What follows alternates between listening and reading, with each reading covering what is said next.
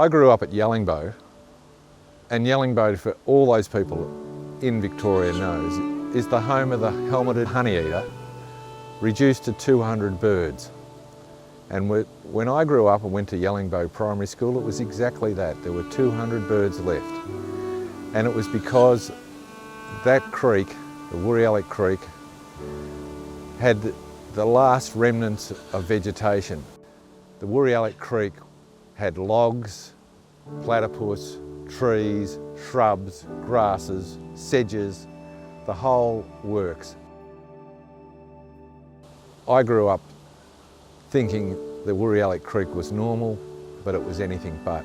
And it was sort of the template of my career.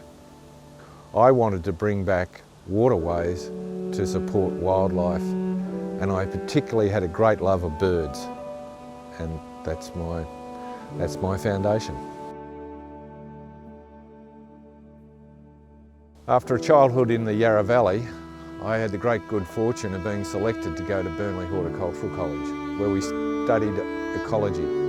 I developed my craft, I guess, from observing waterways from Mildura to the Snowy, to the Genoa. Fantastic places. And I got to walk and observe and come up with ideas, and essentially it was manage the indigenous vegetation.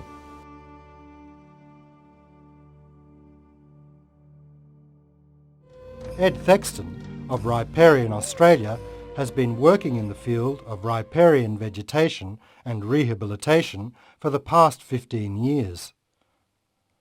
Ed is the proprietor of Riparian Australia and a scientist who has helped pioneer this specialised branch of ecological restoration in the state of Victoria. Riparian is Latin for on or of the river. So it's been in common use for a very long time. We have riparian rights, which are variously translated to the right to use water from streams.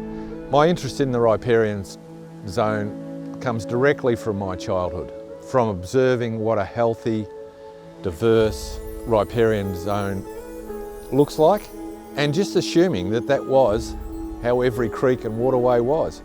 Much to my surprise, after surveying tens of thousands of kilometres of waterways, it is in the minority.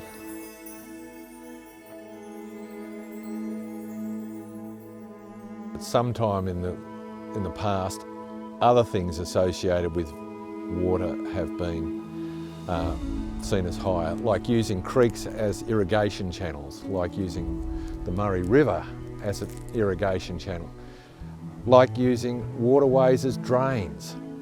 If you treated a waterway like a drain for long enough, what do you get? A drain. You make it so difficult for plants to reproduce and grow in those locations that soon enough the ecology becomes so devalued and so simplified that all of the other components that used to rely on that vegetation, they can't be sustained.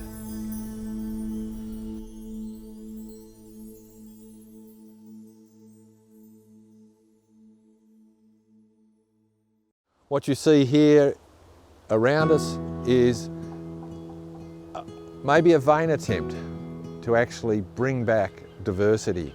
And a lot of the ways that happens in waterway stuff, we may want this level of diversity, but for this level of diversity to persist over time is a very difficult thing to have happen, because we have imported into this country half the Mediterranean flora, and it's relentless. They are prolific. Most of the catchment is dominated by exotic grasses, and over time, little bit by little bit, the relentless flowing in of seed and of material, and because we're in such a very confined area here, there's very little seed, indigenous seed, raining in. because most of it's houses, most of it's cow paddocks. And if you go south, most of it's sea.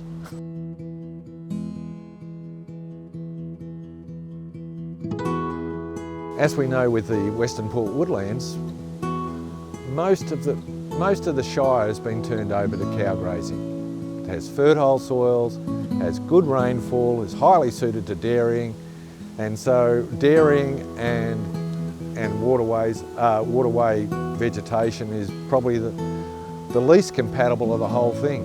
And so coming down here, it was a big challenge. This creek that we've got here that we're being filmed on, this creek is actually a man-made drain. And the planting here by the Conservation Society began nearly 30 years ago. In coming down here, my love of birds persisted, and everything that you see here has been planted. And the idea being to create dense foliage to prevent particularly the noisy miner invading and driving out the bushland birds. We're moving from an era of exploitation to an era of stewardship. There's a couple of inescapable facts of life that you can't, if you're dealing with waterway rehabilitation, and that is you must put time into the equation, that persistence and consistency of effort is required over decades, and that you cannot hope to achieve anything unless you've got enthusiastic people doing it. In rehabilitated areas, it's actually constant management. All riparian areas need a champion and they need somebody to manage it. What I'd like to pass on to younger people is that your enthusiasm and energy is equal to everything else. That you have within your grasp the ability to turn the tide towards your favour every time. You don't have to have a PhD, you don't have to have a master's degree, you don't have to be old and wise. Young people all over the world have driven great works in conservation. It's one of those few areas where it's open to everybody to make a contribution.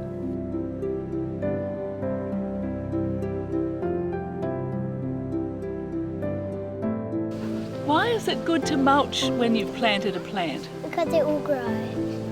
Yeah. Do you like the planting or the mulching better?